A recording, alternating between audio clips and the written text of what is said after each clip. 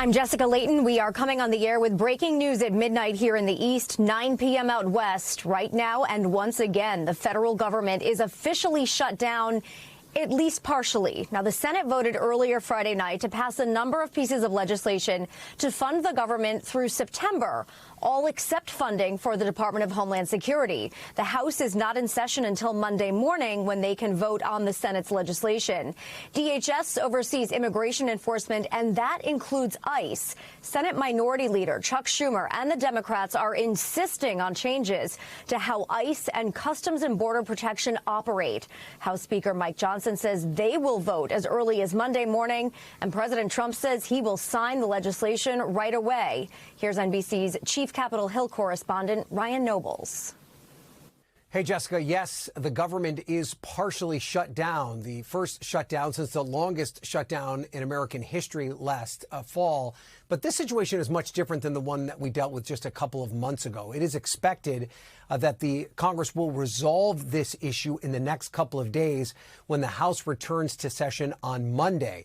This was all part of an effort by Democrats to try and force the Trump administration to change their mass deportation policy, specifically these roving ICE patrols across the country that led to the deaths of those two American citizens in Minneapolis. Democrats saying that they would not approve the Department of Homeland Security's funding plan without those reforms in place. That led to the White House and Democrats breaking up this appropriations package, which included 6 different appropriations bills, where the Democrats agreed that they would pass the 5 bills without the Department of Homeland Security, but then leave 2 additional weeks to attempt to try and negotiate those reforms. Now, at this point, it seems as though the House is willing to go along with this. When they come back on Monday, they're expected to vote this through. That means the vast majority of the government will be fully funded through the end of the fiscal year on Monday. The questions will still remain as to whether or not what happens with the Department of Homeland Security.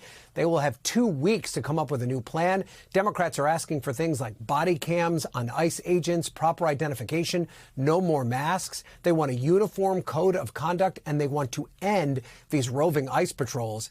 At this point, President Trump seems open to some level of reform, but he has had very differing views on this depending on when he's asked about it. So these next 2 weeks could be important.